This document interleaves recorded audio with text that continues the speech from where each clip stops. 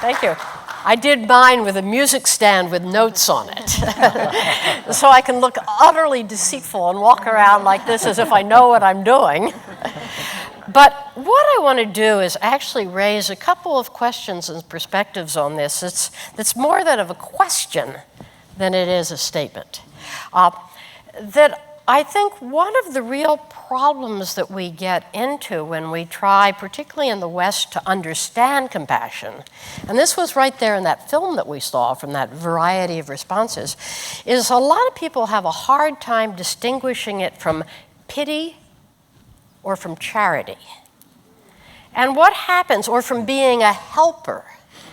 And there's a subtle sort of, as we understand compassion, it implies a subtle power differential. So that very often we place ourselves through an identification on the side of the haves. We are the ones that are practicing compassion or doing compassion, and we are the doers, and then there are the done untos. And it's like that. The great prayer, thank God I am not like other men. But there for the grace of God go I. We'll drop out the but for the grace of God. There go I, and we're closer. So how do you eliminate the power differential? Because true compassion is not like that at all. True compassion is like love, like eros, in that it levels the playing field and creates out of what were hierarchical human relationships a single wholeness. You spoke to that so beautifully, Ingrid, when you talked about the refugees making your wedding gown. That the final result of compassion and a compassionate action is that there is the healing and the empowerment of the whole. So we have to ask this, and of course Jesus was right onto this. One of the most popular of his teachings, the powerful one, was in the parable of the Good Samaritan, where the haves walked right by the person in distress, and it was the one who was the have-not, the Samaritan, the pariah, who was actually able to break the trap. And I think that what Jesus was talking about there was watch out. Watch out. Don't place yourself in the position of the entitled one, of the helping one, of the powerful or the strong one. Turn the table upside down and see what you get. We all know the love your neighbor as yourself. But we always hear that as love your neighbor as much as yourself. But I have to love myself first. And we don't realize that there's no comparison in there. Love your neighbor as yourself, one individual. So it really is fundamentally an act of seeing. The doing will fall out of the seeing. We don't see from the oneness. We don't know how to see from the oneness. We don't even know that we're not seeing from the oneness. And there's the dilemma, the rub. So what do you do about that? Well, in the spiritual traditions that I come from, which is basically the Christian tradition informed deeply by the Sufi tradition, we have a whole kind of teaching about something called identification. It's a form of an attachment to your sense of self, to your self-image, or even deeper than your self-image, your sense of persona. Your image of yourself as a helper, or as a compassionate person, or as a victim. We carry these little identifications inside them, and we don't see them. And we don't want to see them. Because particularly in the Western tradition that most of us have grown up steeped in, we actually use attachment as the motivator for righteous action. And we can't imagine a righteous action happening apart from attachment. So it's the Old Testament model of zeal for the Lord is burning up the house. And we identify ourselves with the good person, with the moral high ground, with the right, with the one who's God's little helper, with the one that's doing... I don't think anybody ever self-identifies as the one who's doing the wrong thing. So we subtly steal the moral high ground. And we don't even see we're doing it. And as a matter of fact, I've often been told, people throw in my face, Jesus throwing the money changers out of the temple. And they say, well, you got to be angry. You got to have a sense of justice in order to be able to act righteously and compassionately in the world. This tradition says, no, not so. That's the blinder that's always introducing the power differential and skewing compassion into pity and do-going. So one of the most powerful quotes I know comes from a Christian teacher now dead, Gerald May, who developed the Shalem Institute for Spiritual Guidance for Formation. He has a wonderful, challenging koan in his book, Will and Spirit. He says, as attachment ceases to be your motivation, your actions will become reflections of compassion absolute. As attachment ceases to be your motivation, your actions will become reflections of compassion absolute. It's amazing. What he's saying, in other words, is that your attachment is the blind spot there, the thumb over the camera lens. And as you let go of it, what you begin to see is that the world actually is Rahim. It is the womb, the fundamental nature of reality, whether you call it God, interdependent arising, what you name it, is it's ordered and structured. It's relational, it's personal, it's compassionate. And once you see that tidal wave of the actual fundamental nature of reality is what rises up to carry you into a compassionate action, which is judgment-free and no role-playing. But so to see the world as one, to see the world as coherent and compassionate is really the challenge, is really that amazing flip of the light bulb. What our Western tradition has said very, very clearly here is that only the heart can see it. The mind can never see the world as a coherent, unconditioned whole, because that requires the heart to kick in, the heart as it's understood in the West, not as a source of emotion, not even as a source of empathy, but as an organ of spiritual perception, which perceives by vibrational resonance, by being able to enter the insides of things and sense holographically the pattern from the whole. And over and over in the West comes the refrain, put the mind in the heart. Put the mind in the heart, which doesn't mean get out of your mental constructions and start feeling. What it means in scientific language, which some of my friends in the neurology business say is we can begin to measure, is to entrain the rhythms and the vibrational field of the brain to the vibrational field of the heart, so they form a single instrument of perception. And so over and over, spiritual practice says, put the mind in the heart, put the mind in the heart. As that happens, that conditioned self, that busy translator, acting, doing good, participating, motivating, gone. And what you begin to see on the inside is the world looks intimate. Because intimacy is the feeling tone, is the objective, real description of the world seen from the perspective of the heart. There's an intimate belongingness, a cohesiveness, a coherence from the field. So when you look at the world from the heart and see intimacy, action flows out as effortless compassion. That's the external side of the coin, of which the internal is the heart-perceived intimacy. And another word for that kind of a condition might really simply be to work out of conscience. And I'd like to introduce this word and ask us to reclaim it, to taste it.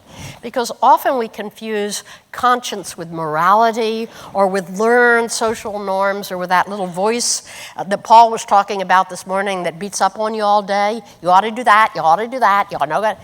Conscience is simply the heart centered, the eye of the heart wide open, perceiving the scale of things, perceiving the love, the equalizing, leveling love that flows through everything, pulling it into one.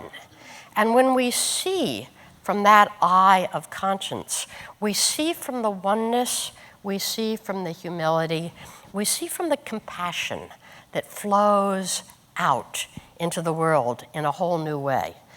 So the point of the spiritual practices is to try to open up the conditions and help us remember the practices that move us from that middle calculating, acting, identified self into simply that whole oneness that can see what I really believe, that compassion does not belong to the individual even.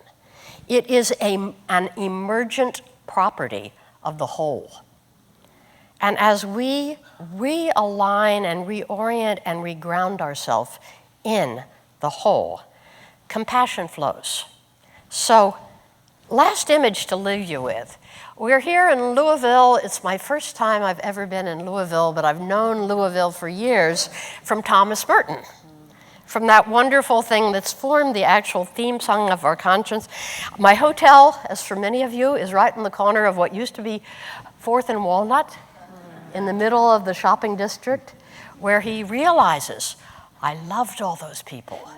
I could not be separate from them. I was theirs, they were mine. And he says, I woke from this funny and spurious dream of belonging to this false, special realm. And I could say, thank God, I am like other men. And it's from that seeing that everything shifted in Merton's life. It's like the watershed epiphany in his life. And all of a sudden, he moved from pity, charity, compassion is something you did, to the natural flowing of this different kind of seeing. And his final words in that beautiful, beautiful statement is, I have no formula for that seeing. But the gates of heaven are everywhere.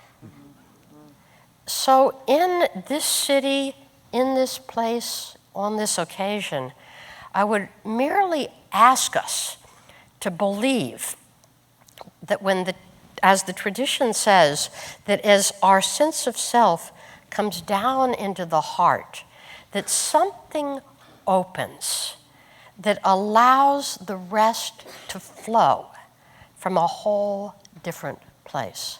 And as we're able to do that, we shift the whole art and science of compassion to a whole new ground.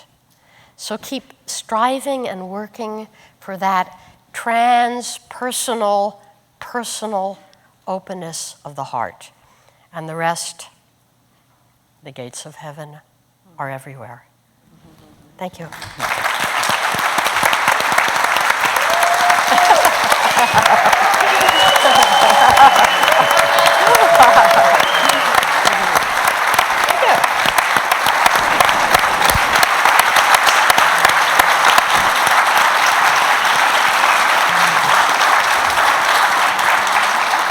If that wasn't from the heart, I don't know what is. Reflections, reactions? It was, thank you so much. It was very, very inspiring. I love the idea of this progressive path where, we have to start somewhere. And the place to start is the kind of the narrow, natural compassion that we all possess, and then moving on to this transpersonal compassion. So, in your understanding, would that path be more of a kind of involve a kind of a disjunction, so that you let go of this natural love, that parental love that we have for our loved ones, our friends, and so on, which is, of course, involved with attachment. So this transpersonal level of compassion, the path to that would involve a kind of a disruption and disjunction, or would you see a possibility of a kind of a progressive evolution, like an organic evolution?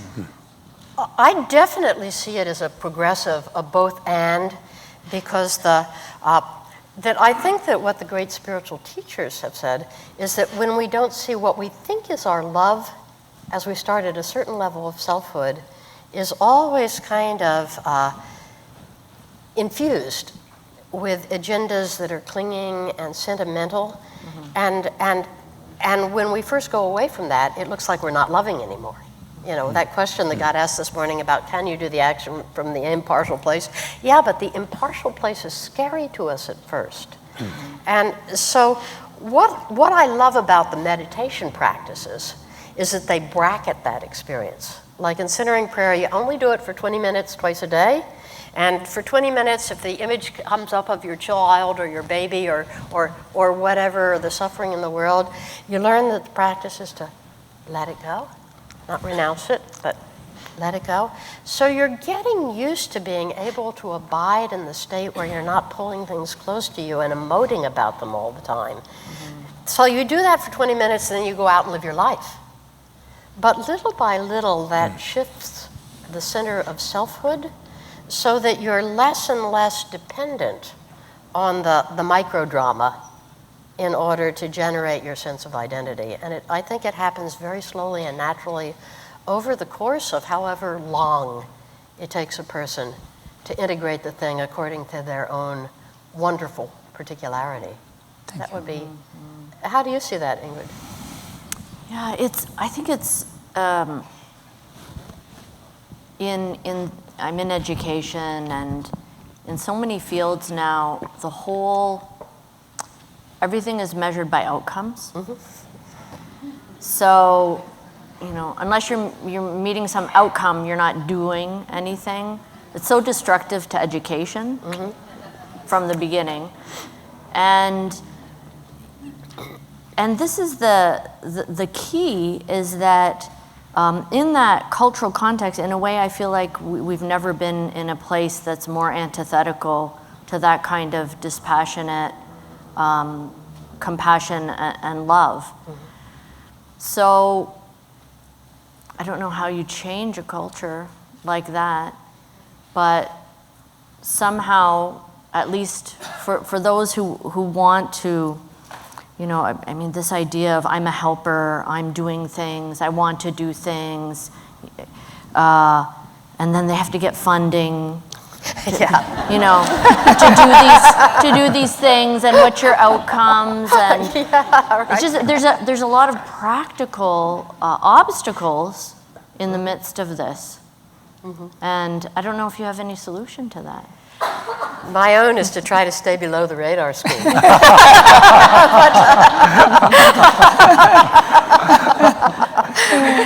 There is a practice in Buddhism which we call Maha Mudra. There's another one, Dzogchen.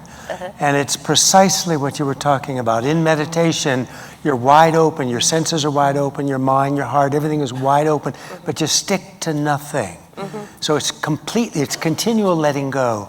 You know, and I don't know, I have no experience, but people that do this for year in, year out, they say that after the 20 minutes or whatever on the cushion, you go out in the world, and slowly there's a little less and a little less attachment. Yeah, I think it's gradual.